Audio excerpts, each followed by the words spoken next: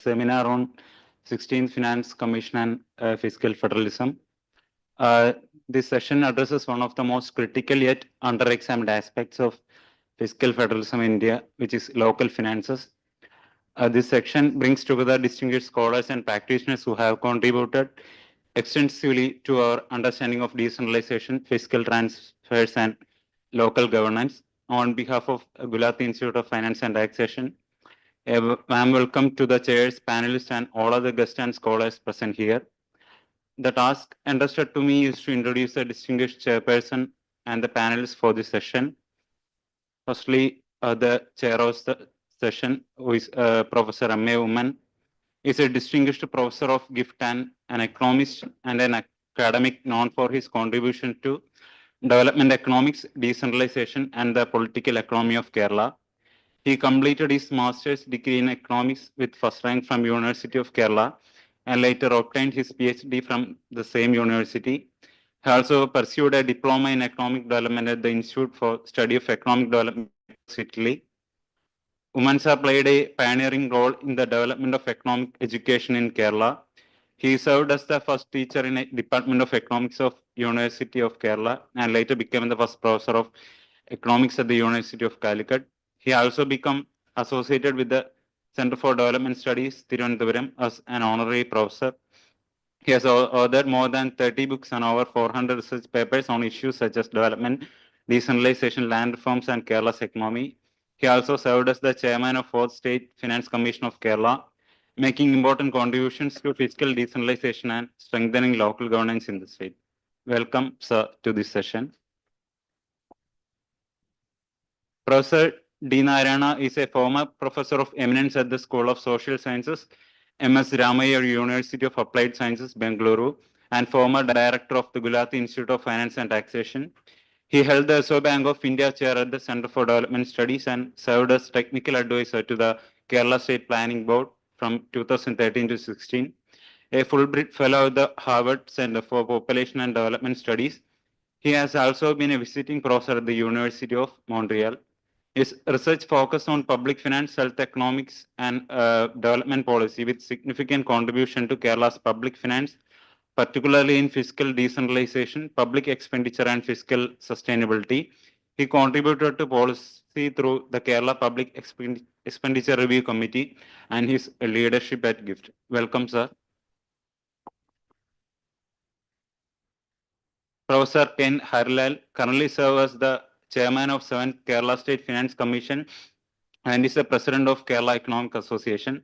A former professor at Center for Development Studies, his career uniquely bridges the gap between academia and practical governance. He served to influential terms as a member of Kerala State Planning Board and has held various advisory roles for government and international bodies, including UNIDO. He was also a key consultant for the landmark People's Plan campaign, which revolutionized local self-governance in the state. His research offers a critical political economy lens on a wide range of topics, most notably planning, democratic decentralization, international political economy, and Kerala's regional development. His expertise is globally recognized, earning him the Distinguished Achievement Award from the World Association for Political Economy. Welcome, sir. Professor Jose Chathukulam, the director of the Center for Rural Management, Kottayam, a distinguished policy expert known for his contribution to decentralization, rural development, and participatory planning in India. He has published widely in Economic and Political Weekly and other reputed national and international journals. His extensive field experience includes evaluating over 50 major development projects across India and leading district level monitoring of rural development programs in Kerala. He has contributed significantly to policy and planning through his roles with Kerala State Planning Board and as Vice Chairman of the District Planning Committee during the 9th five-year plan. Notably, his involvement in the People's Planning campaign reflects his commitment to participatory and decentralized governance. His work continues to make significant contribution to the study and practice of development administration, Panchayati Raj, and social change. Welcome, sir. Dr. Parma Chakravarti is an assistant professor at the Institute of Economic Growth, Delhi. Before joining the Institute of Economic Growth, she was an assistant professor at the Gulati Institute of Finance and Taxation. Her current research interests include rural body finances and health financing. She has recently contributed to a study for the 16th Finance Commission on the status and impact of Finance Commission grants to RLBs. Dr. Chakravarti holds a PhD in economics from the Center for Economic Studies and Planning, JNU. She works on policy research associated with public finance, macroeconomics, and development economics. Welcome, ma'am, to this session. For the further proceedings, over to you, Chair. Sir. Friends, distinguished, I am surrounded by distinguished public finance experts. And my panelists are also equally distinguished. And therefore, I do not want to take extra time. I'll take hardly 15 minutes and stop there where I'm finishing to leave time for my distinguished colleagues to have their say. 16th Finance Commission and the local governments.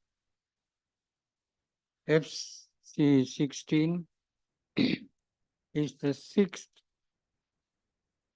since Part 9 and Part 9A with 33 articles and many subclauses were added as part of a monumental decentralization reform package, which was expected to herald a new era of participatory local democratic process with no parallel in the history of the world. The historic amendment to Article 283,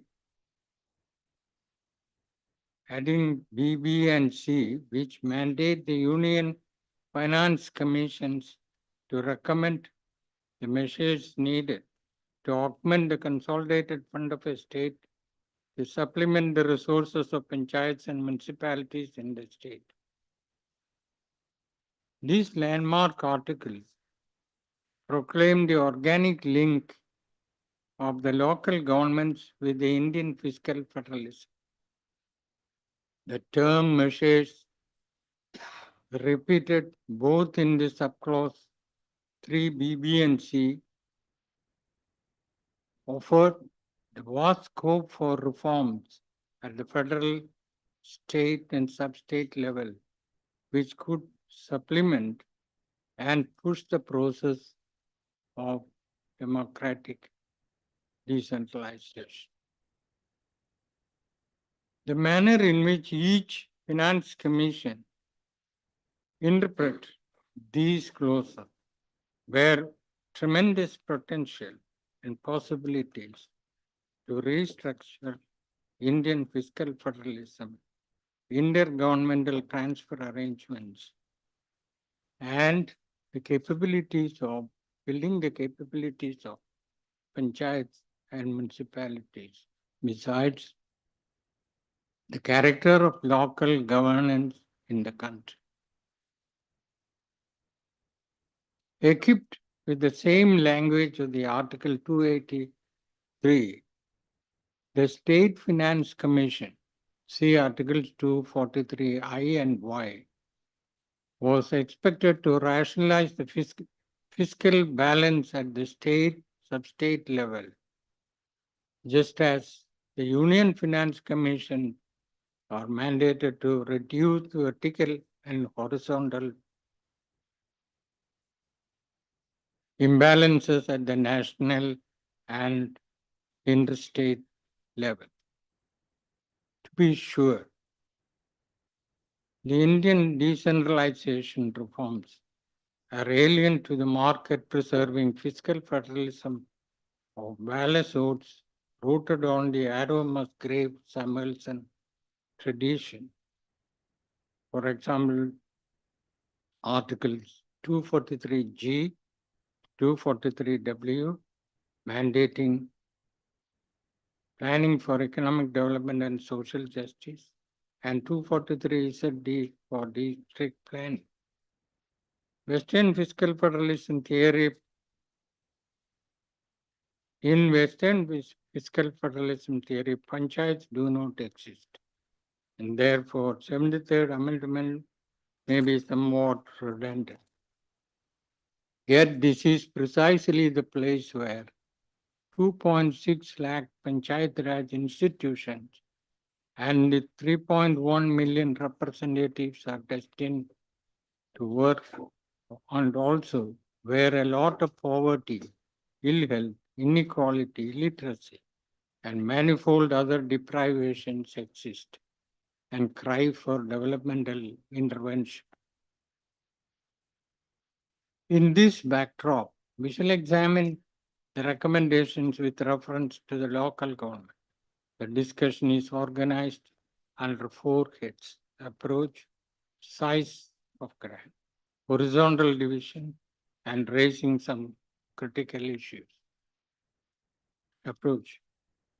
FC16 takes the position that the primary responsibility of the reform process rests with the state governments, and the FC has only a supplementary role. The Commission has extended this argument to demand the matching contribution from the states.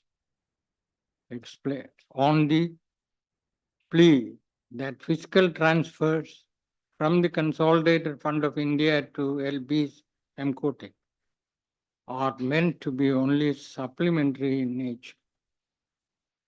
Here, I wish to raise the issue before the fiscal pundits of India, whether an award should be tied to matching contribution by the states.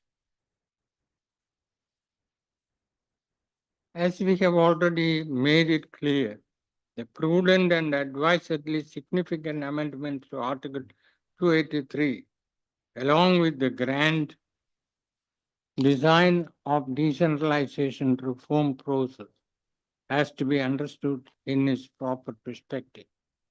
Moreover, it is difficult to agree with the assertion of the Commission that all the previous commissions took a similar approach. A slew of reforms from building the database, changing the accounting and budgeting system, linking local grants to our critical strengthening of the decentralization initiative of the two amendments like property tax reforms, ombudsman, so on.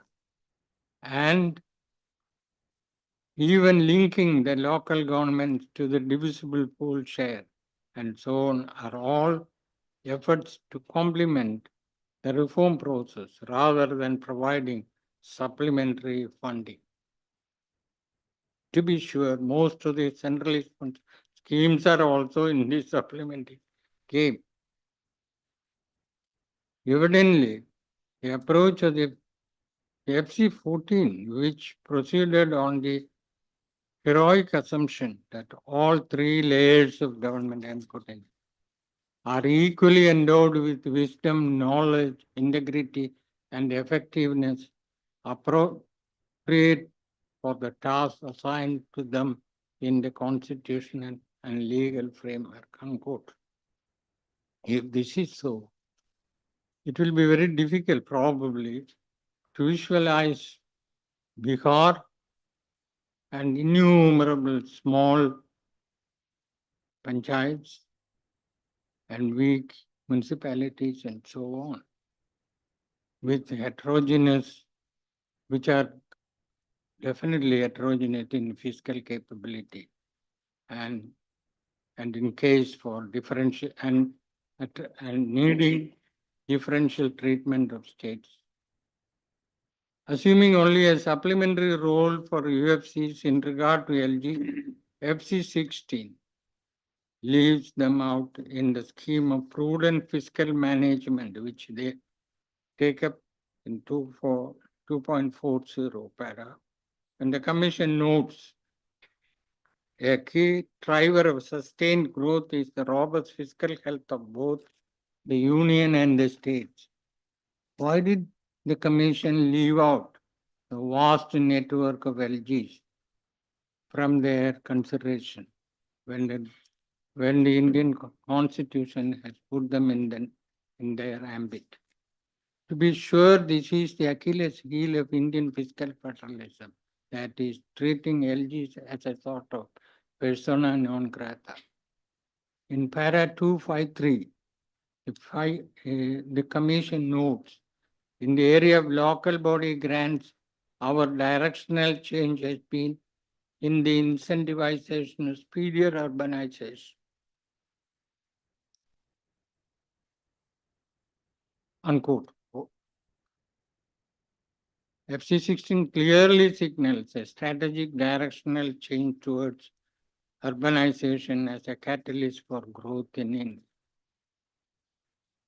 While urbanization is important for a country which is fast urbanizing, the neglect of the rural sector and needs some explanation. Size of grants.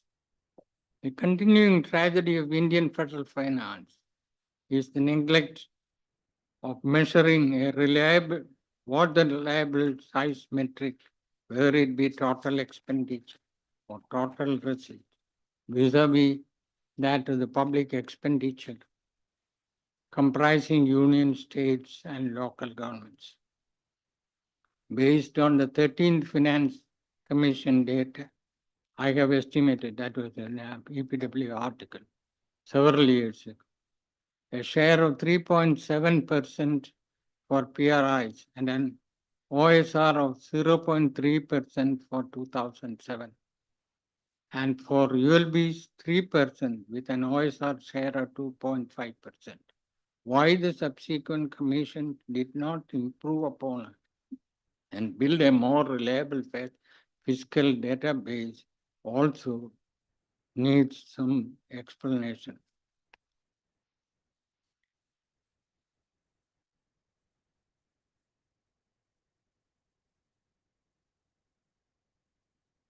It is difficult to decipher and interpret Annex 10.1, the OSR of RLB of Kerala for 2023-24 is rupees 2,330 crore, while it is rupees 435 for Gujarat, 557 for Punjab, and even for Haryana it is only 1105, and most of it is non-tax revenue. In Kerala, only it is, you all know that in Kerala only 8% of state domestic product comes from agriculture. The moot question is rural India so poor? Or what we encounter is a startling undertaxation of rural income. And the UFCs were reluctant to do a realistic analysis of India's rural income world.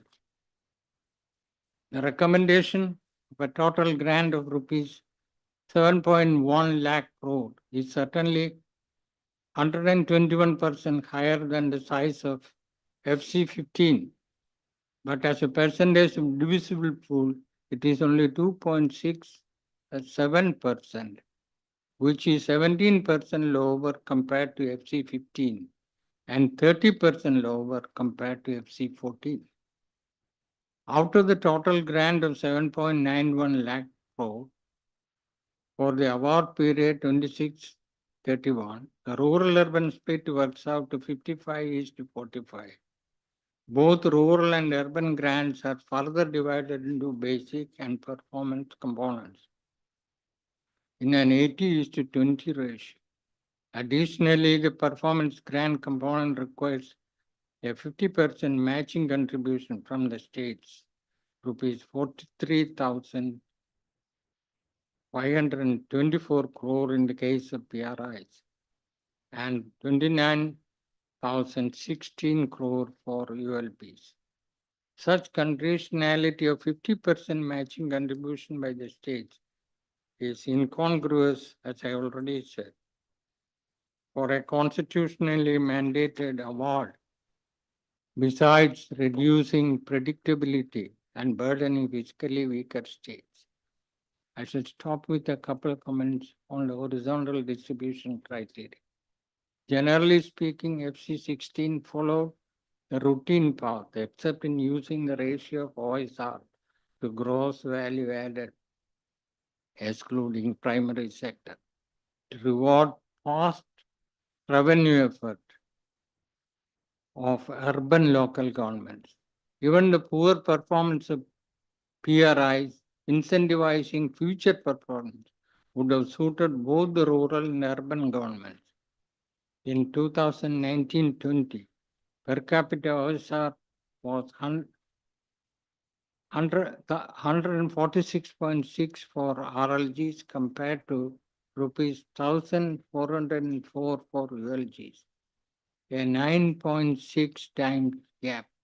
By 23-24, the rural-urban gap in per capita performance widened to nearly 11 times, showing a sluggish tax performance of PRIs. Given the fact that only 90% tax potential of RLGs remains untapped, the Commission is fostering a sort of fiscal illusion and certainly avoids hard budget constraints. Given the glaring disparities in the tax performance of states, both in the urban sector and rural sector, the silence of the Commission on the issue is difficult to comprehend. In 2023-24, Kerala collected OSR equivalent to 2.38% of its primary sector GSA. Maharashtra 1.12, all the way below that of Kerala. Bihar and Uttar Pradesh collected precious little. The per capita OSR ULG ranged from rupees 4.75 in Bihar to rupees 3,669 in Kerala. A colossal 772 times disparity. Stories like this remain unexplored and unexplained. For some strange reason, the Commission does not disaggregate tax and non-tax revenue, although the distinctions are clearly foundational in any rational analysis and recommendation. I'm stopping and not raising other two at this moment. Thank you.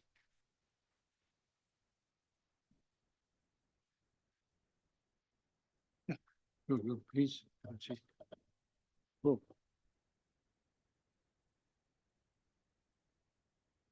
Good morning and respectful chair, colleagues. First of all, let me thank Gift and Professor Joseph for inviting me to this seminar. Yeah. The mode of audit.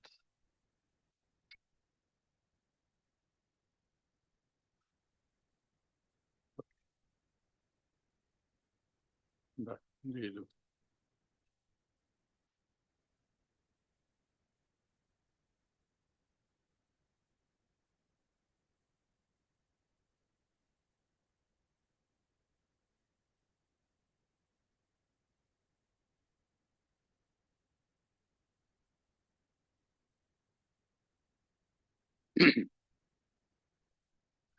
now, as Professor Uman already pointed out, the focus in 16th FC is incentivization of urbanization. Now, the way the Commission goes about it is that it recognizes that urbanization is critical to raising the living standards in both rural and urban areas. And they go on explaining that entire thing, the migration and how that's important given the value added differential of 3.9 it's industry and services versus, agriculture. So, the related movement of workers and urbanization, and that means you require more investment, more spending in the urban areas for administrative structure, infrastructure, water management, and solid waste. In fact, water management and solid waste has been a continuing theme. Last commission also delved on it in great detail. So that is the thrust. So given that, and Professor Uman already mentioned about how much is the total sort of a grant, that is 7.91 lakh crore. Out of that, 56,100 and 10,000 respectively for urban infrastructure and what's called urban premium. The rest, yeah, and the 56,000 is, recommended with a 60-40 ratio between union and state governments for 22 cities, which in 2011 had population between 10 lakhs and 40 lakhs. Then, of course, they talk about how within that, cities having population more than 15 lakhs, how they can take up projects of rupees 5,000 crores and below and all that. And the remaining amount, that is after this 56 plus 10,000, that is 7.1 lakh crore, has been allocated to rural local bodies and urban local bodies in the ratio of 60:40, taking the projected population of 2026. This is important. I'll come back to it because they say you have to take the current population. So they take the projected population of 2026 and do this division.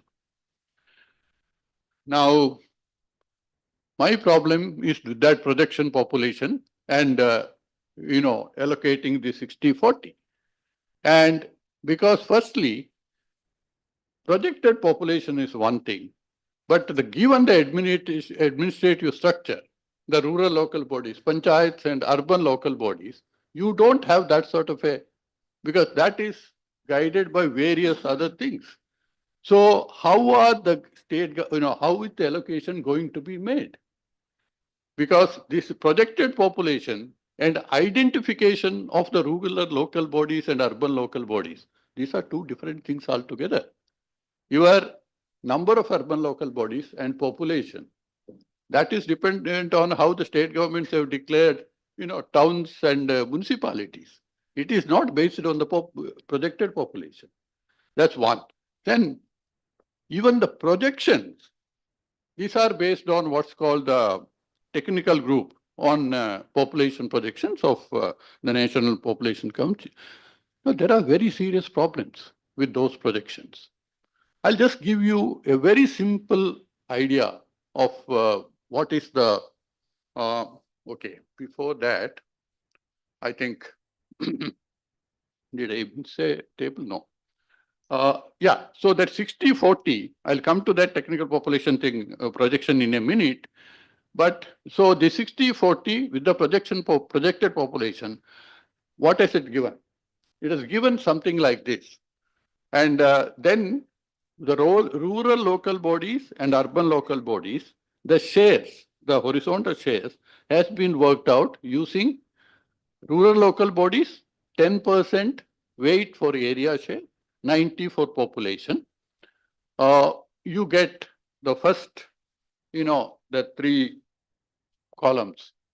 That is area share, population share. So interstate share, you get something like 3.82 for Andhra, Karnataka 4.34, and note, Kerala gets 0.76%, the rural local bodies of Kerala. Urban, they use OSR ratio, that is OSR by GVA of industry and services. That ratio, and that gets 10% weight. Population share gets 90% weight, and you get the interstate share. You look at that, There, of course, what you find is that Kerala gets 5.75. And many other states, for example, Bihar gets 3.16, Maharashtra gets 16.13, because this is all based on projected urban population. Now, this is the sort of a thing that you would get. What is the problem with this? That's what the first problem is. The projection. This is from the technical group's projection. Kerala is expected to have almost more than 90% of its population in urban areas by 2031. Currently, it's about 83%. So that is the ratio they use. And look at the other sort of a thing. Tamil Nadu and Telangana, it's all expected to grow by about 8%, 9% urban population. So this is, foundational thing for their 60-40 allocation and interstate allocation. Now, what is the problem with this? Look at the projection made by the technical group. And I give you 21-25, the projections. And population growth projections are made by projecting birth rate, death rate, the difference between these two, plus net migration rate. That's what the formula for population growth. I take the first two of that. I'll come to the net migration in a minute. What the projections will tell you and what you see sample registration system numbers for the 2023. Of course, I've taken just 21-25 for comparison purpose. Just look at those numbers. The projections are completely off the mark for a number of states. Look at Andhra, 3.8. The difference between CBR and CDR, if you go by the projections, look at the SRS estimates for 23, 8.1. And look at Karnataka, 5.2, 8.4. Or Tamil Nadu, 3.1, 5.1. This is the sort of a thing. So how much faith you can put on those projections? That's a big question. This is CBR and CDR, part of that growth rate. Then migration, they make this very strong assumption. The technical group makes a very strong assumption. What it says is that based on the migration data of Census of India 2011, interstate and net migrants during 2001 to 11 has been assumed to remain constant throughout the projection period for all the states. 2011 to 2036, it is assumed to be constant, and for all the states. Now, it's difficult to accept such a very strong assumption because those of you who have read the 2016-17 economic survey, there is a chapter on migration. Very interesting chapter and very innovative in that way. And there, you see, that chapter asserts, questions its constancy. In fact, the numbers show that it has increased over the years. Of course, Vivek Devroy's paper, again, there are serious problems with that paper, that, says, again, something like the constancy sort of a thing. But if you go by a whole lot of other evidence, also economic survey method, the constancy doesn't stand. Second, the focus of migration has also shifted. It's fairly well known because till about 2011, large numbers, NCT, Delhi, Gujarat, and Maharashtra were the focal points, the destinations.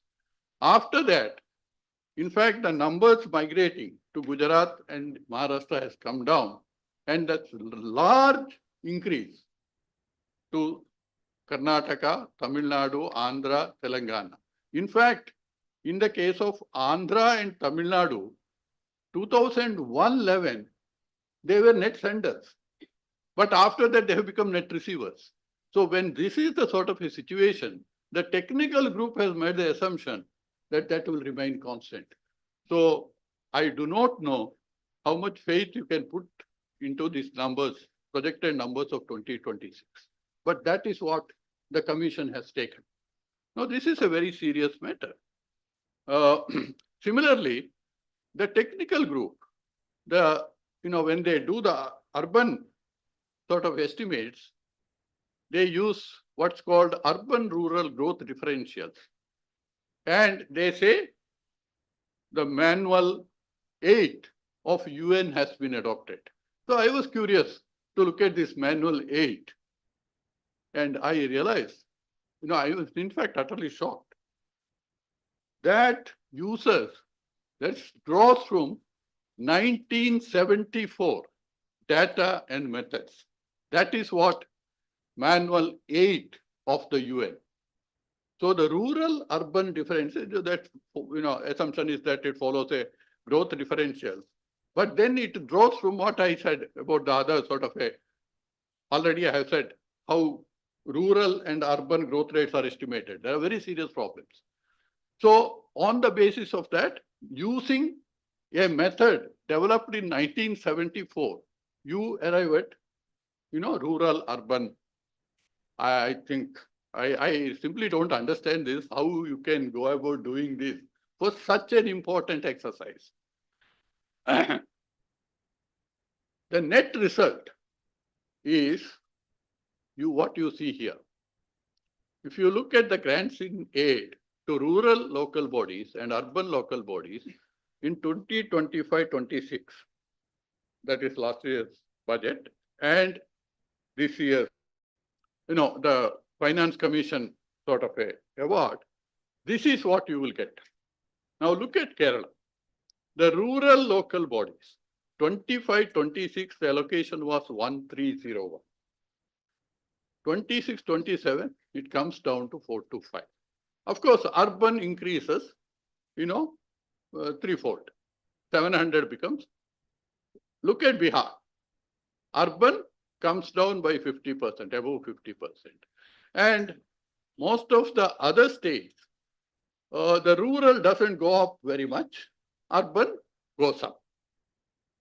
Now this is, but not all. For example, Uttar Pradesh urban doesn't show much of an increase. Rural shows 50%. This is the sort of a thing that you get because their population projections. Now look at this Kerala sort of a situation. 1300 in 25-26 allocation comes down to 425. Now, this is very striking because elsewhere in chapter 8 and elsewhere, they talk about what's called, yesterday there was a lot of discussion on that, gradualism, that you cannot destabilize, governments. Suddenly the amounts cannot come down very drastically, then it will create problems for the administration or whatever it is. That's what they say. But they don't think of, rural local bodies or urban local bodies. Because if they had thought about, applied that principle here, then this would not have been, should not have happened. But this is what has happened. Now that's as far as the rural urban thing is concerned and my comment on it. Now you have a much more serious problem that 56,000 for 22 mid-sized cities. Basically, their argument is that there's massive urbanization happening. So, but the urbanization, migration has been largely to the metropolitan and the large corporations. Now, that is creating very serious problems. So, you should get these mid-sized cities, should be made to attract the migrants. That means you should improve the infrastructure, water supply, sanitation, and a whole lot of those things in the mid-sized cities. So that is the aim. So they picked these 22 cities, which had population 10 lakhs and 40 lakhs in 2011, and make this 56,000 crore allocation. Now, and then within that, there is also the division between 10 to 15 lakh cities and 15 lakh to 14 lakh in 2011. Now, there's this very interesting sort of a thing. I looked at the growth rates of these different cities. Now, let me just take, you take the top three, Pune, Coimbatore, and Vijayawada. They have grown, the population has, or the size has grown by more than 100%. Some have increased by 200% over this 2011 to 26 or 27 or 25. Whereas at the other end, you have cities like Kanpur, Howrah, Amritsar, hardly any population growth, 10%, 15% over these 15 years. Stagnated. No cities, because it doesn't qualify, because Kerala in 2011 are all below 10 lakhs. So no cities. That's what population census data 2011 says. Urban agglomerations very different, but now let me come to this. So you see, both these in this method are treated alike. Now, if your focus was on centers of growth and to prepare infrastructure for the city, don't you have to consider growth rates? Is it enough? Take the 2011 position, 10 to 15 lakh, they will get this much, 15, 20. But 2011, 10, some of them have become 70, whereas some of them have 10 has become maybe 11. Do you treat them equally? Because you have the data. You have the projected data for these cities also. So this is something which I just don't understand. What is the, logic? I just, because that's why I said, intent and instrument. You say, you have to moderate because you have to attract more to these mid-sized things.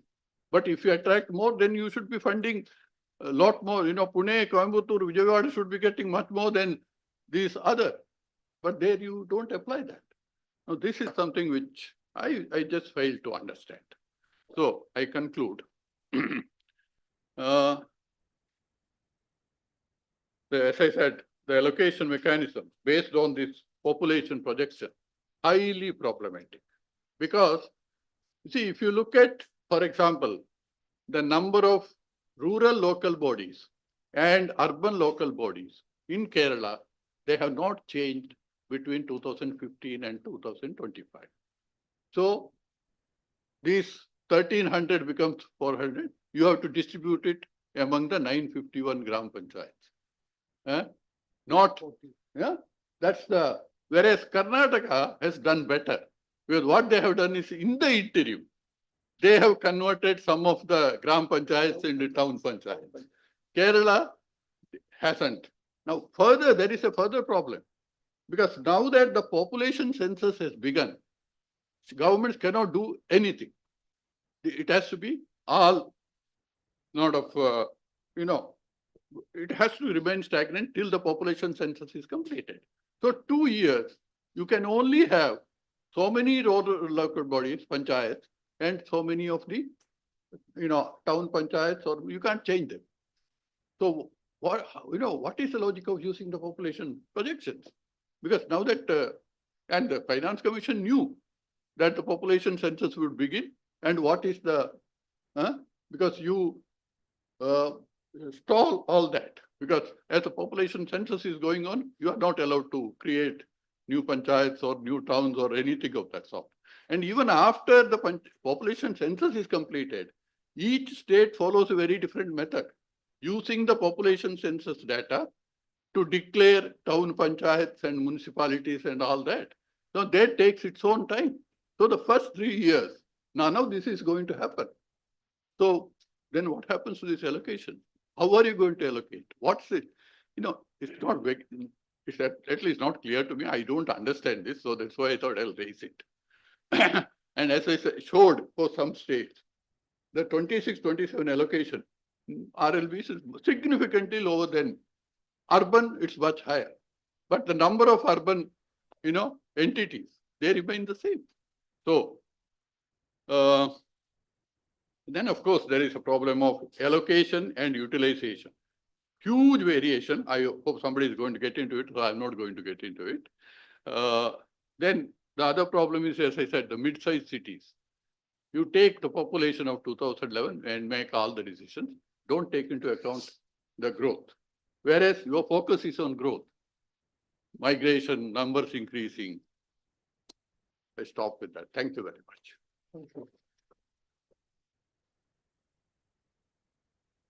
Sir M.A. Woman, fellow panelists and friends. In fact, now when the State Finance Commission decided to submit its first report, we decided that we will make recommendations only for the first year, because now we anticipated that such danger will be coming. And in fact, the danger is much more than what we really thought. In fact, no, we will have to really rework our recommendations in view of the recommendations of the 16th Finance Commission. Now we have an advantage, that is, no, our devolution is at a higher level. So the Union Finance Commission granting aid for local governments in Kerala will come to only around 20%. So we have a cushion of around 80%.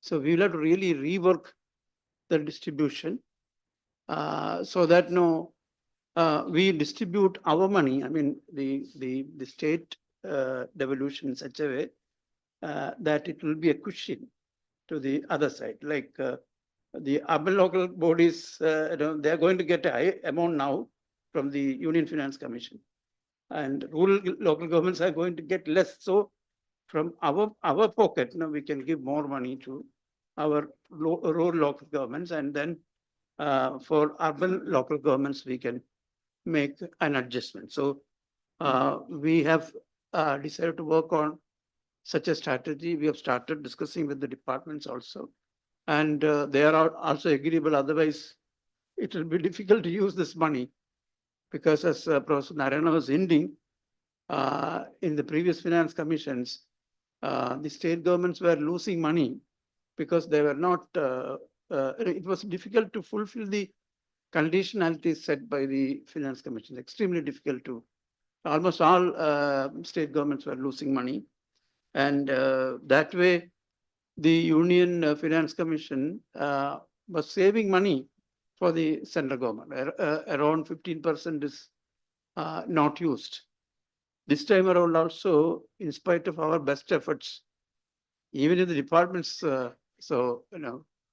prepare and do all the work, I think some money will be lost. And Professor Narayana was hinting at such possibilities. One is this urbanization premium. In fact, Kerala is likely to lose urbanization premium, that money, because we will have to arrange merger of villages, gram panchayats into larger nearby urban areas. But the problem is that we cannot do at this point, because we have elected local bodies. If you want to merge Karakulam, which is a nearby panchayat, to Trivandrum City Corporation, you will have to dismiss the Trivandrum City Corporation to ensure that this merger is done. That is not acceptable. People are not going to accept that. So we will have to wait. But the Finance Commission would say that no, these mergers should happen now. Or no, they have given a grace period of 3 years, but in those 3 years, we cannot do that. But we can certainly, if they permit, one doesn't know.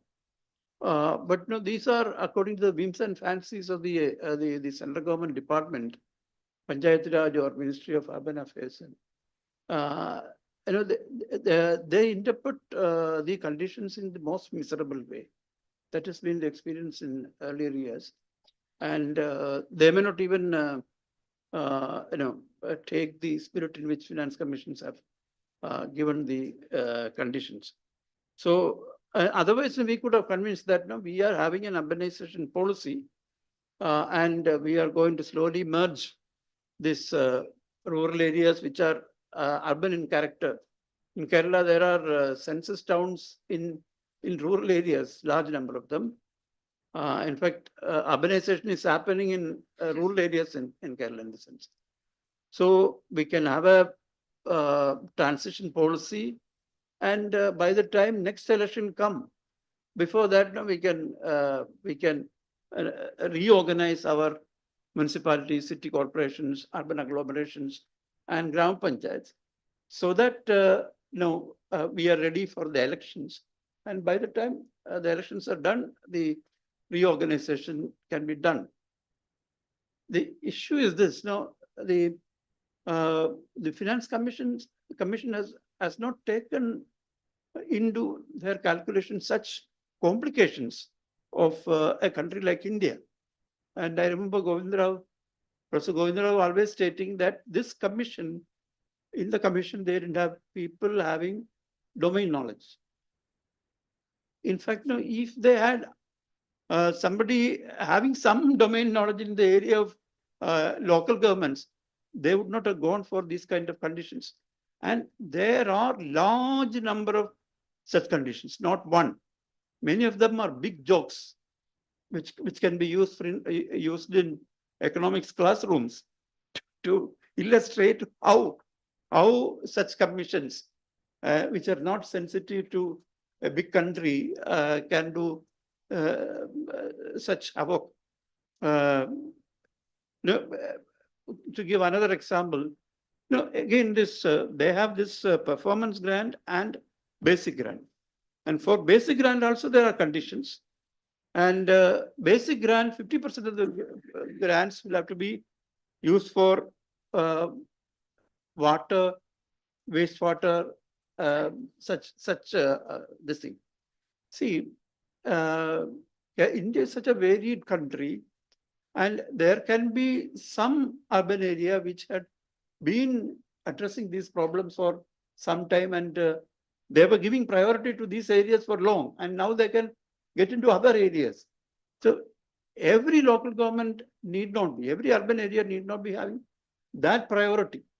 They are giving a one-line priority to be taken by every urban government in the country. And this is a major difficulty for Kerala, because we have been focusing on these areas, this drinking water, then this waste management, etc., for several years. And we have many centrally sponsored programs also being implemented in the state, focusing on the same area. Like the Water Authority, big loan, Jal Jeevan loan from central government, we are providing matching grant. And that's a major burden on the state exchequer. So again, this is coming. And you are going to lose that 50% of the basic grant if you are if the local governments are not putting the money there. So this such variation of the country, which is characterized such diversity, somehow that has not gone into those who have really advised the Finance Commission. There are many other examples of such strange conditionalities, like the local resource mobilization. One condition for giving performance grant is to ensure certain rates of growth of own revenue of local governments. Now, using rate of growth, in that there are problems which we have experienced in other cases also. Because suppose we can improve local taxes, urban taxes significantly by bringing in technology, improving data and all. Now, there are some agencies in Kerala which sort of help local governments. Once they do that for a year, they collect all the arrears and they expand the tax base, tax net. So there will be sudden improvement in 1 or 2 years. That's because of that special drive. But same growth cannot be sustained in the later years because now you have a base effect. But the commission will not accept because you'll have to continue to perform producing similar kind of rate of growth, which is very difficult. You cannot take it as a criteria. Oh, so one can mention so many such difficult criteria which are mentioned, which ultimately result in saving a lot of money for the central government. It's a kind of fiscal deficit cushion given by the Finance Commission to the central government. Now, since these points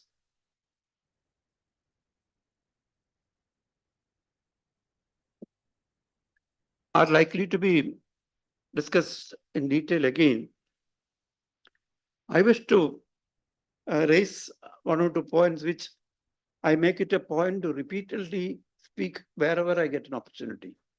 When I got an opportunity to meet the Finance Commission members personally, I've been saying this in public seminars. I made the point, and wherever other seminars also. See, Indian cities are in a very bad shape. Those who travel outside know that our cities are in a bad shape. International comparisons are there, which rate our cities at the very low end. And we know, because we travel a lot and we visit cities, different cities. Our cities are slowing down. Our cities are having major traffic problems and sanitation issues, drainage issues, power problems, etc., etc. And even a city which is one of the fastest growing city, like Bangalore, is slowing down like anything. And this is happening across India. And we also know that these are engines of growth. We consider them as engines of growth, where most of our GDP is produced. And these are also areas where population tend to concentrate. And this is not a unique experience of India. We know that if you analyze spatial dynamics of countries, always there will be agglomeration happening and population and economic activity getting into some growth poles. Now, if the growth poles and growth engines are slowing down, that will have serious consequences for the economy as a whole. So if you need to sustain the pace of growth, you need to strengthen the cities and poles of growth or states which are growing reasonably well. And how can you do that? Now they're not doing well because of poor governance.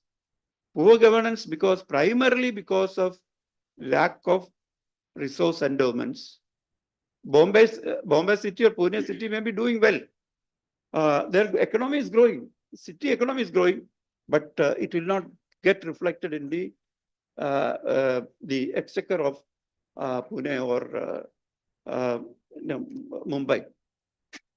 Because now the tax base is very limited, and we have been taking away more and more taxes from the city governments. Like GST came, subsuming of many of the local taxes that happened. And Professor Umman and many other local government scholars have been repeatedly speaking about this profession tax.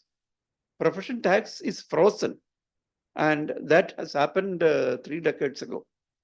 Finance commissions, earlier finance commissions had repeatedly demanded that constitution should be amended and this profession tax rate should be allowed to change.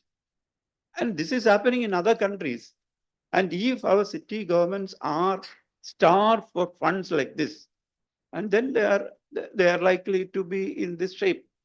So this is a very serious economic development problem of the country, where we don't recognize the fact that the state or the government will have to play a proactive, growing role in the process of development. Process of development has many stages. And when you move on to higher stages of development, you need to have a growing government. And in the Indian cities, that is not happening. In the growing states of India, that is not happening. And if you really examine the data in detail, you will see that when the per capita income go up, the expenditure to GSDP ratio and revenue to GSP ratio go down. In the sense, those states which are having high per capita income, their revenue to GSDP ratio, their expenditure to GSP ratio are lower. This is a very strange problem. That means there is a disconnect between economy and exchequer.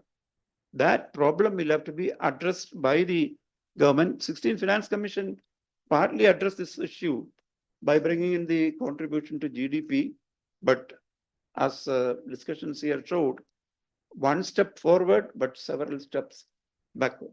I will add one or two more points and conclude. See, this is not to say that rural areas or states which are not doing well will not have to be compensated. In fact, the consideration of equity is of great importance, but we should ensure that when you allocate extra transfers to states which are lagging, there the focus should be on provision of common minimum services like education, health, village roads, and other requirements. And that has not been happening in India. And if we are saying that we are not able to reap the dividends of demographic dividend, that's because of a poor investment in education, health, etc., or skilling, etc., in states which are lagging. So we should have a national model which should mobilize more money so that such money can be used for ensuring basic minimum services to all citizens, even in backward regions.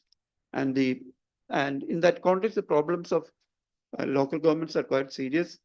And in fact, we will have to really work out a strategy to escape from the conditions put by the 16th Finance Commission. And I cannot approach anybody other than Gift and our friendly scholars here. We'll have to together work out a strategy to, sort of manage the recommendations of the 16th Finance Commission without really hurting our local government experiments. And in fact, Tamil Nadu government has also approached GIFT. So I think we can all work together, and we can also seek the advice of other scholars. Thank you. I think all approach on a week before give us the output. 1 month we cannot do that. I mean, this is, at least you are more sensible. Anyway, so I think our chairman is not a market man. You are a person for regulation. Just now free, they need lunch. So we have to finish in 1:15. So we can announce two speakers. We can announce a prize for the person who makes the shortest presentation. 1:30 will go. Okay. Mild advice of Back Strong of the director, we are requesting our colleagues who have to come that we are heading towards 1 o'clock and other sessions are. I know. No, it is left to your discretion.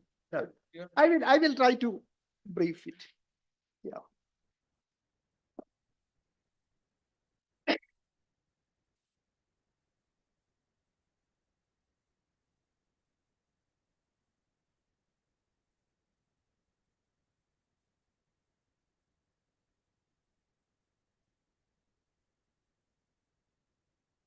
respected Chair Professor, and my fellow panelists, and dear professors and the friends.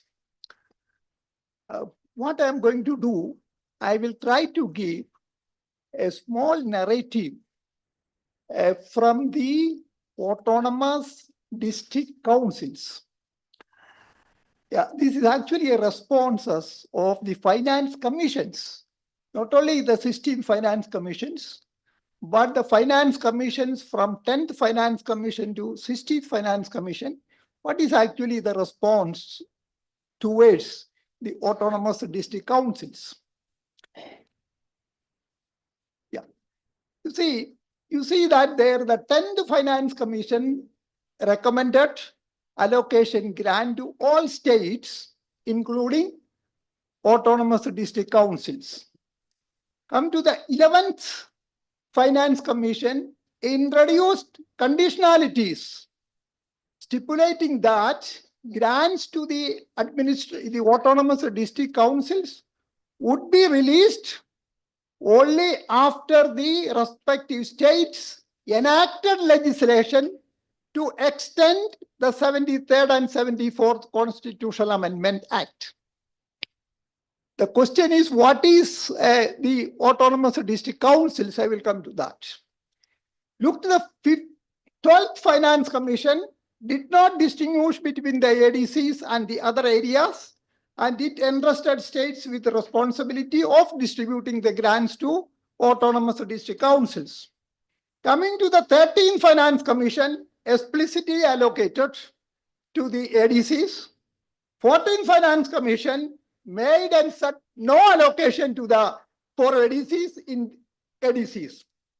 Again, 15th Finance Commission reintroduced grants for administrative autonomous councils. Come back to the 16th Finance Commission.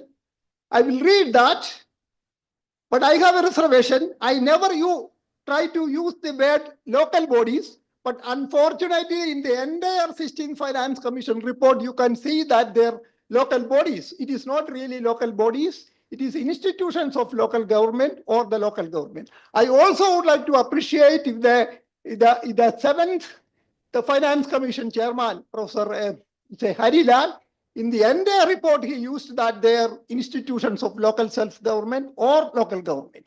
But here we recommend, I'm just quoting, we recommend treating these ADCs on par with the local bodies in our areas, but not the question of local body, but they accepted that. We recommend that the concerned state government make allocations for ADCs on par with our recommendations with respect to the local bodies. Okay, fine. Yeah. See, this is about the 6th schedule of the Constitution. You see that there are 4 states, which mean that they are autonomous district councils. These autonomous district councils were started early 50s along with the Constitution, very strong. And the students of political science used to argue that these autonomous councils are states within the state. That kind of status as far as the Constitution is concerned. Look that there are 4 states, and 3 from Assam, 3 from Meghalaya, and 3 from Mizoram, and 1 from Tripura. This is what the 6th schedule of autonomous councils. What are the administrative district, autonomous district councils under the 6th schedule of the Constitution? This is what the Constitution says. Because of the lack of time, I'm not going to do that. So the question is that there are key aspects of the 6th schedule and the autonomous district councils. I already mentioned that there are 30 members in all the 10 the autonomous councils, and 29 are directly elected by the people on that particular region, and 1 is nominated by the governor and for a period of 5 years. And they have powers very categorically mentioned the Constitution. Judicial powers, yes, very elaborate kind of judicial powers. Legislative powers, yes. Executive powers. Taxation also, widely issues on that. Land on property, animal, vehicles, collect tax, all things there. and governor has some kind of a role. Key aspects of the sixth schedule of the again, they are currently 10 autonomous councils, and these are the objectives. I'm not coming to that picture. You see, the question is that why the inconsistencies in the reports of the finance commissions from 10 to 16. I feel all SFCs by and large have failed to understand the letter and spirit of the sixth schedule of the Constitution. Underline, they failed to understand the discussions in the Constituent Assembly. Just go through the debates in the Constituent Assembly. What was the discussions? Very serious discussions. And finally, there is a provision for the sixth schedule of the Constitution. Serious discussions on that. One should appreciate that. To understand, they failed to understand the aspirations of the demand of the tribal people by and large. And they also failed to understand the philosophical foundation of number of champions who raised, very particularly the Mohan Nicholas Roy. And you go to any autonomous district councils in the northeastern regions, and you can see that there the photographs of the Nicholas Roy in their offices, and he's widely respected, his understanding and issues there. You see, why I made all SFCs are failed to understand, in particular in four areas, it is really the testimony of the reports of the finance commissions. That is what my statement is that all finance commissions are by and large failed to understand this. I've just take two very, very concrete cases. One is that before the 16th Finance Commission, I feel that I also got that Sri A.N. Jha was also there in that particular kind of a meeting. All ADCs jointly submitted a memorandum to the 16th Finance Commission. Unlike the 15th Finance Commission, we need more undied grant so that no undied grant can be used for any other development activities proposed by the village heads. This is there. See, Professor Harilal mentioned that the Kerala situation. Go to the northeastern side, they say that there, as far as water is concerned, we are sufficient. We are all kind of drinking water is available. You take the case of sanitation, and historically, all the northeastern states, they addressed the open defecation long back and things there. But again, they are telling, I got an information from a lot of elected representatives, they mentioned that we need to spend more money on education institutions, more money on health, but we cannot do it that because of the untied and all things there. After that only I could understand that this untied has creating a lot of problem for the entire northeastern regions. ADCs also urged the commission to ensure central funding to ADCs should be through the Ministry of Development of Northeastern Region, and they prefer that it is through the Northern Eastern Council, NEC, like our National Development Council. But unfortunately, these cases are not reflected in the 16th Finance Commission. It is there. They also mentioned that I have not mentioned it, that they have also mentioned that they should not be channelized through the Ministry of Panchayat Raj and Ministry of Rural Development, and they prefer that the Ministry of Development of Northern Eastern Region, and they opted more that Northern Eastern Council. They have a democratic body also that, but nothing was reflected in that. Again, what are the ADCs? I feel it consists of rural local government. Our PRIs is very much there in the Autonomous District Council. Urban government is very much there. Elements of self-governance is there. Autonomy is there. Tribal sovereignty is there. And finally, democracy is there. That is what the Autonomous District Council. It is more than what we visualized under 73rd and 74th of the Constitutional Amendment, more than that. But here, we all fail to understand the ADCs. Yes, that is why we are insisting, we mean central government is insisting, and Panchayat Raj Ministry and Rural Development, all the ministries at the Delhi, insisting on superimposing Panchayat and municipalities upon the autonomous district council. See, Meghalaya situation is that they have 6 municipalities, and last 35 years, there is no election to the municipalities. They are telling that why, so we have very strong autonomous district councils. Why we need the municipalities? This is their constitutionally very powerful body is there. So the autonomous council and the local people, they did not allow to conduct elections in the municipalities. And because of that, they lost heavily from the finance commission's grant as far as Meghalaya and other states are concerned. And this is also a small table on that. How does the 16th Finance Commission Award work among the Northeastern states? Today and yesterday, there's a lot of discussions on that. I'm not going to. Manipur, going to heavy lose. Nagaland again, Sikkim, Arunachal Pradesh, Mizoram, Meghalaya, Tripura, and somewhat Assam may not be in that level. Thank you. Thank you.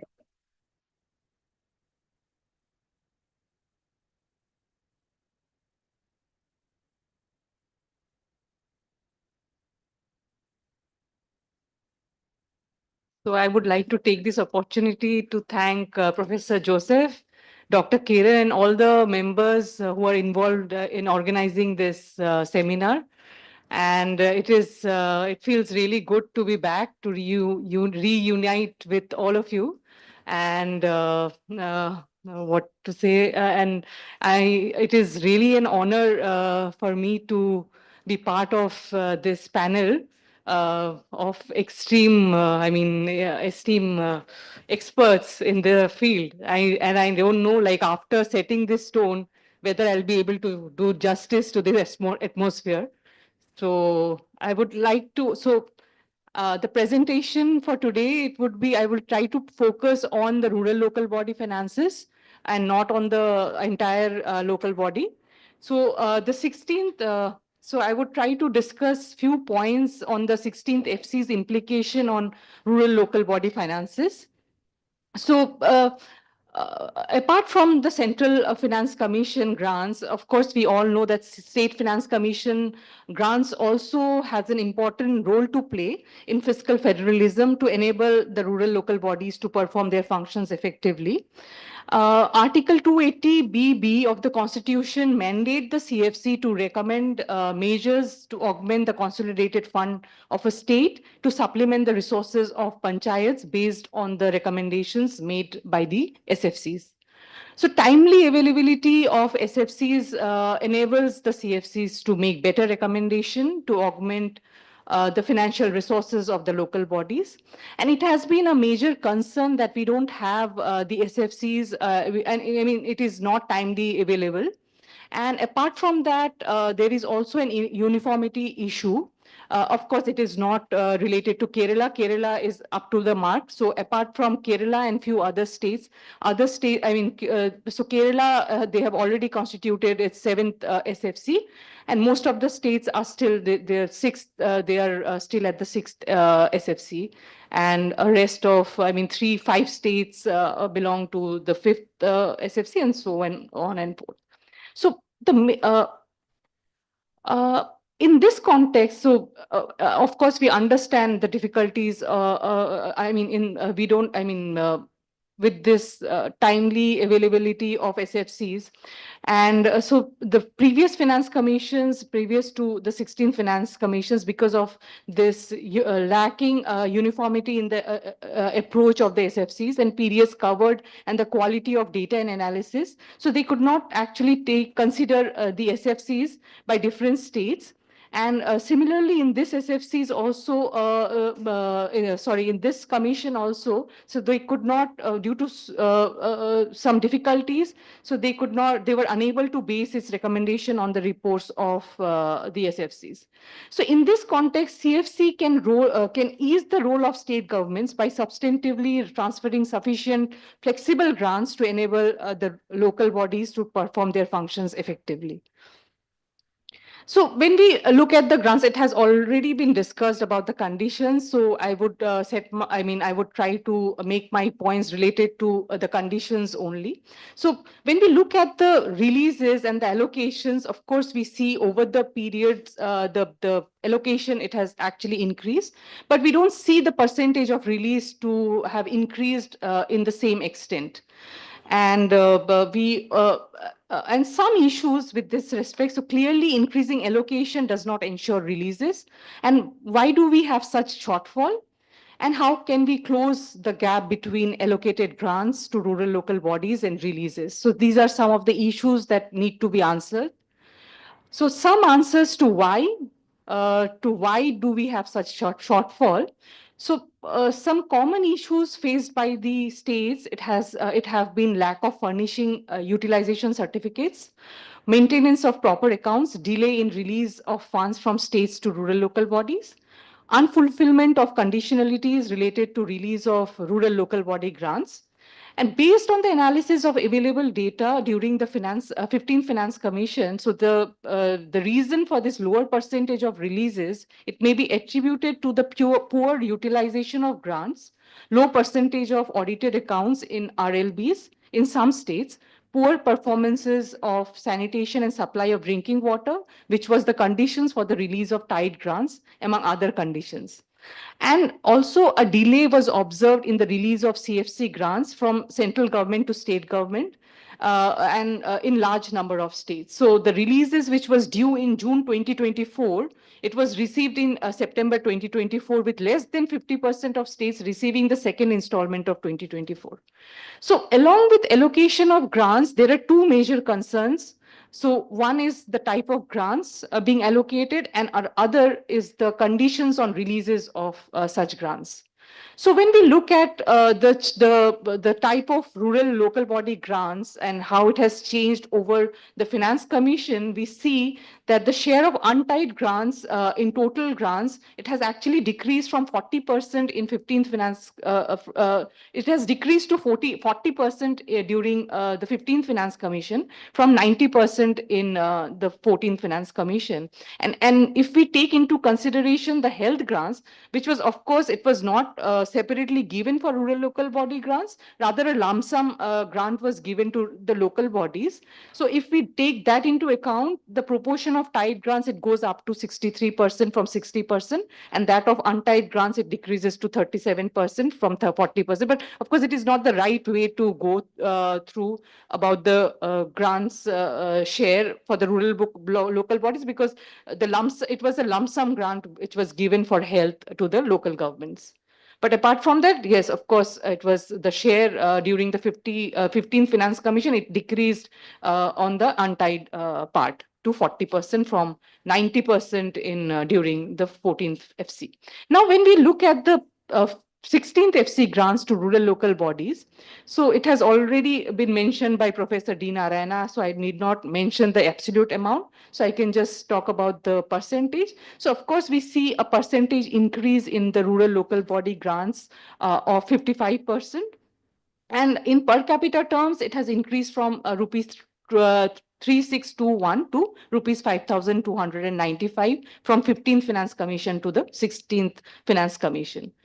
And apart from that, so these grants are given in two forms. So one is the basic, and the second is the performance grants. And the ratio is 80 is to 20% between the basic and the performance grants. So, and another important thing, I mean, it is, so prior to the 15th Finance Commission, only the grants were given to the GPs, to the states only for GPs, with an understanding that the state governments will devolve the resources further to the other tiers. And but since the 15th Finance Commission, so all the three tiers were actually recommended the Finance Commission grants, and a range was given. So for 3-tier system, the range for GP was 70 to 85%, and for 2-tier system, it was 70 to 85%.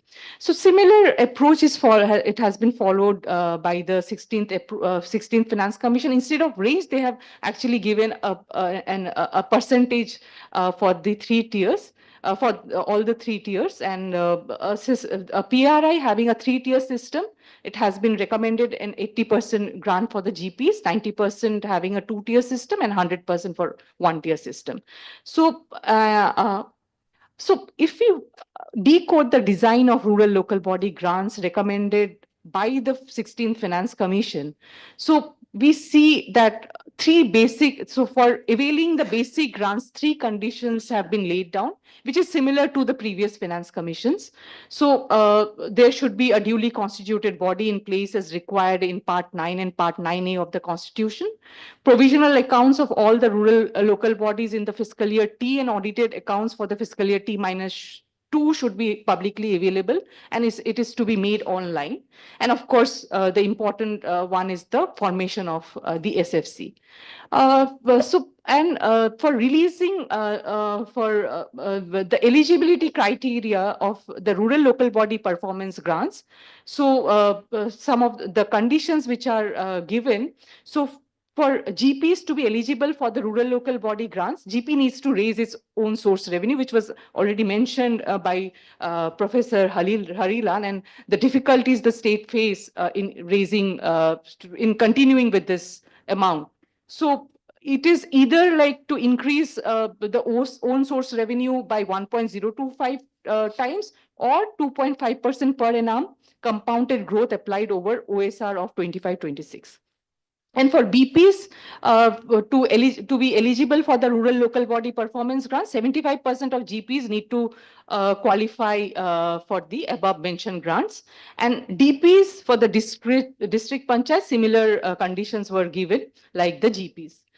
And apart from that, the conditions were also imposed on the state performance grants for rural local bodies, and this conditions, it says that state should increase its transfers to rural local bodies from its own sources, which should be at least equal to 20% of basic finance commission grants by the 16th FC in the year T-1 to avail grants in the year T.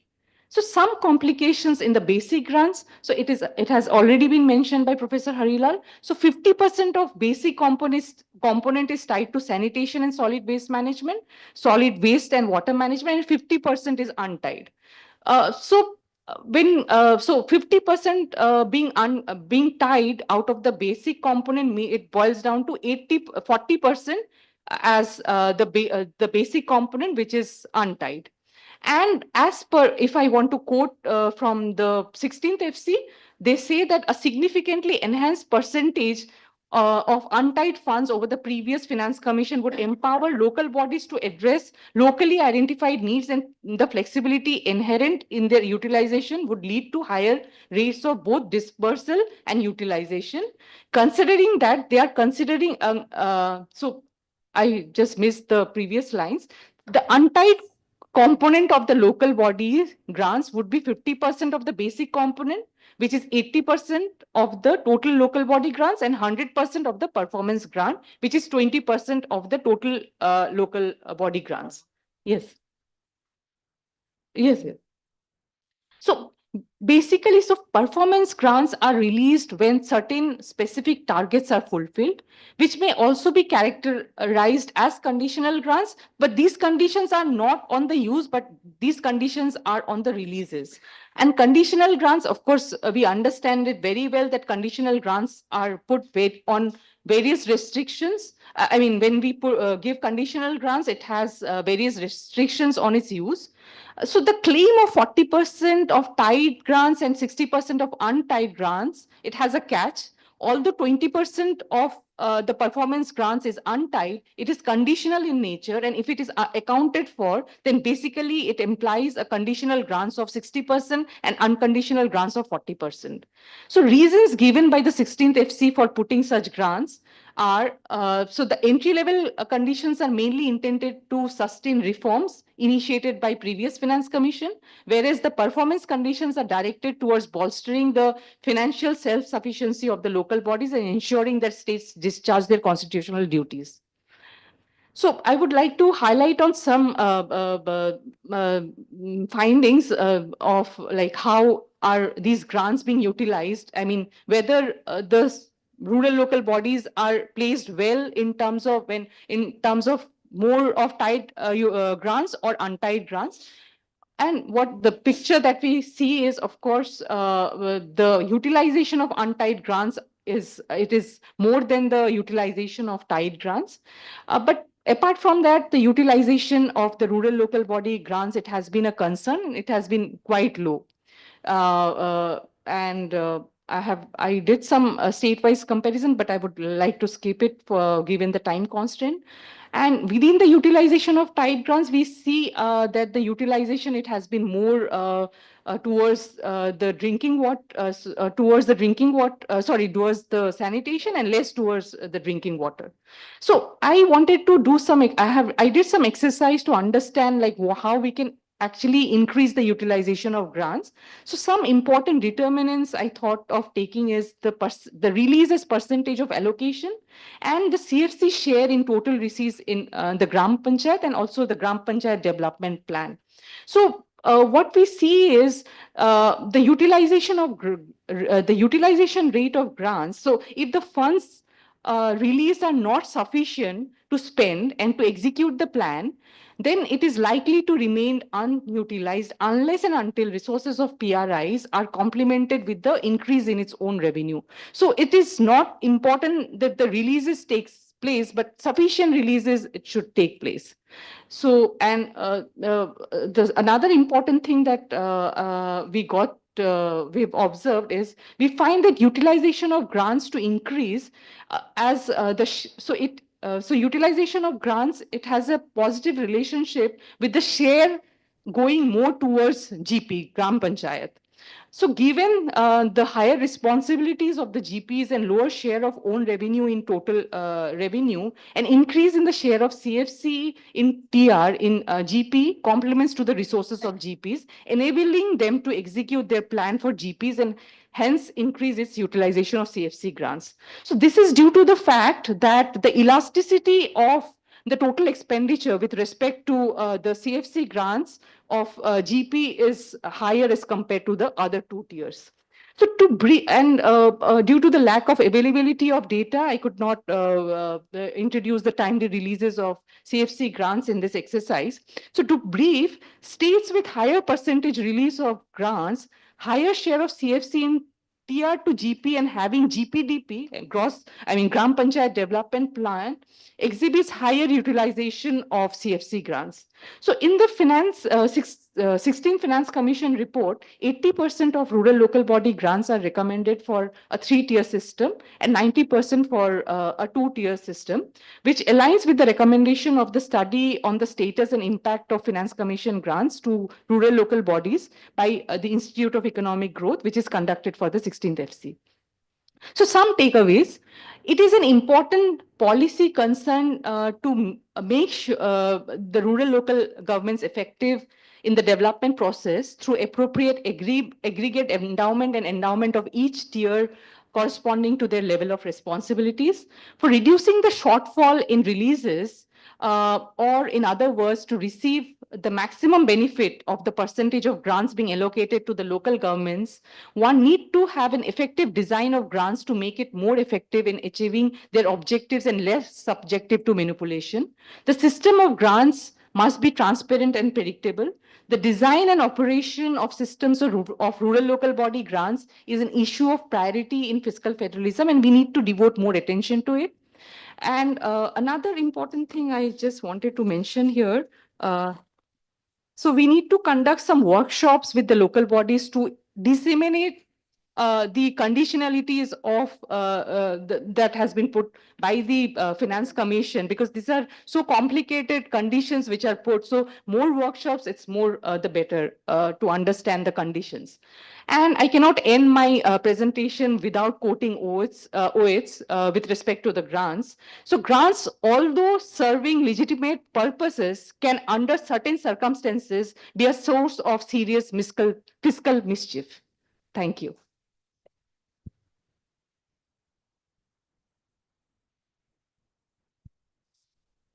We have excellent presentations, but the time has overrun. Maybe a couple of questions and we stop with that.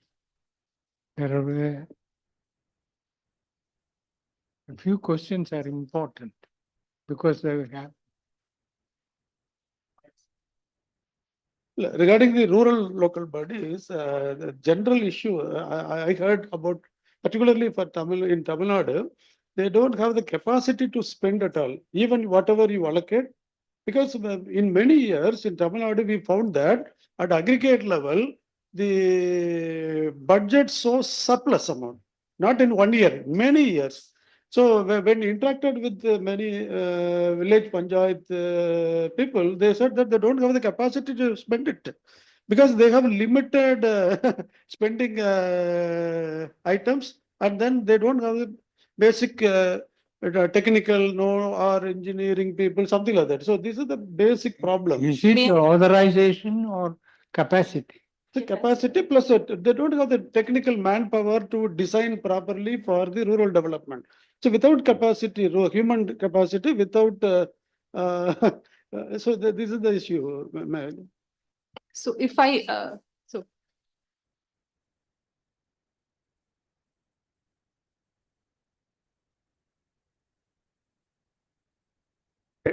The issue which you raised is very important in the sense the panchayat does not have the capacity to make a plan. I think maybe Kerala can put a little bit such help in this. Like Kerala has like a resource maps at the panchayat.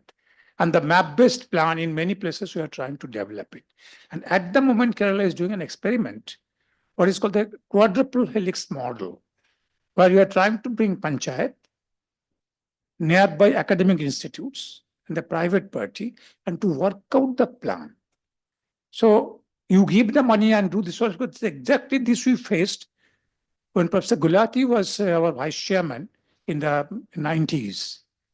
Then only we jumped into the People's Plan campaign and the resource mapping. The issue is important. Yeah.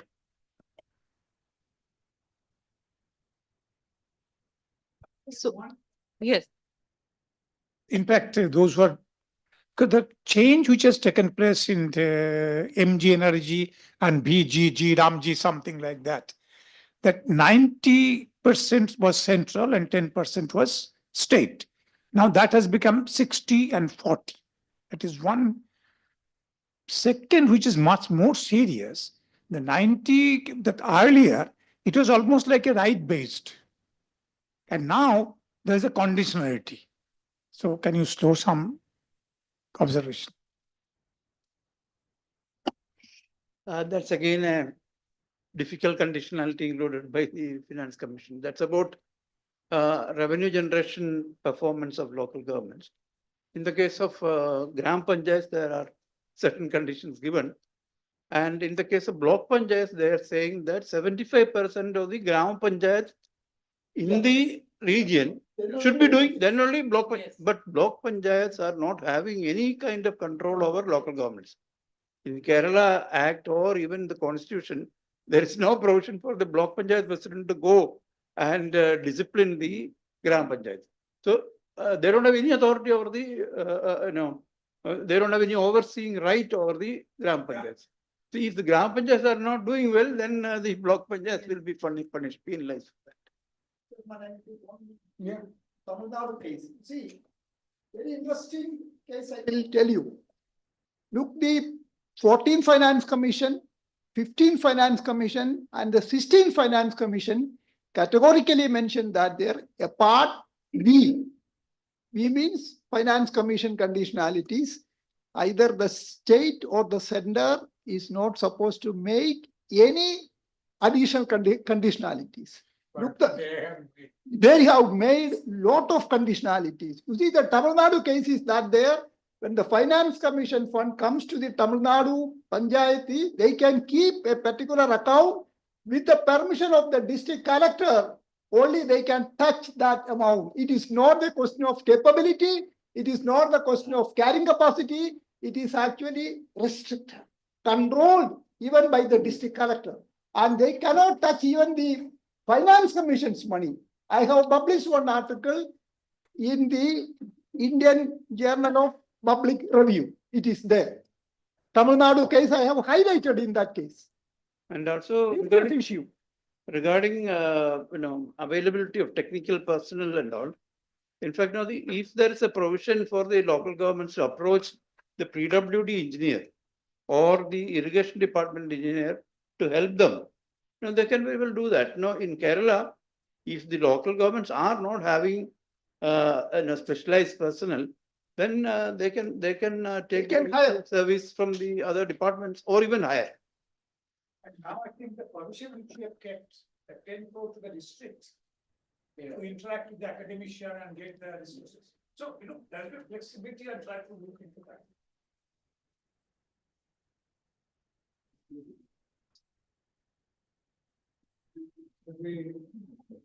Thank you, my fellow panelists, and the discussions were very interesting. Thank you all. Thank you, sir. Before we proceed for lunch, we have a small token of appreciation for our chair and the panelists.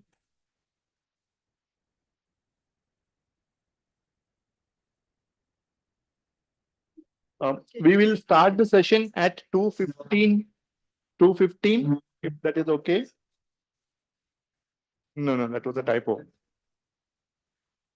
2:15, so that we can finish it fast.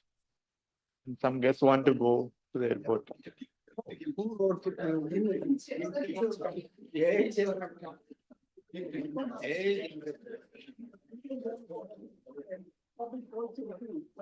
Look here, here is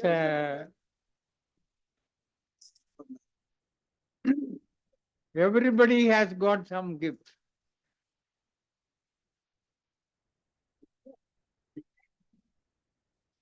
If I stand up, I will fall down. Fine. Oh, Oh, yeah. good, Thank good. you. Oh, fine, thank you. Oh, Barma.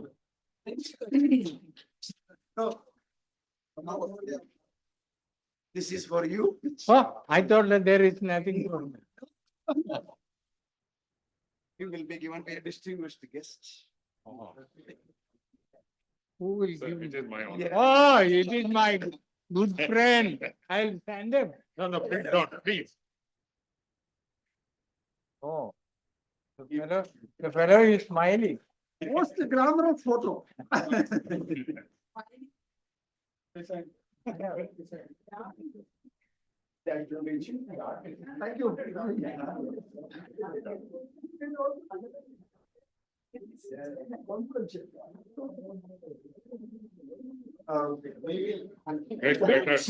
We will start the session at 2:15 PM. Kindly please be in the boardroom by 2:15 PM.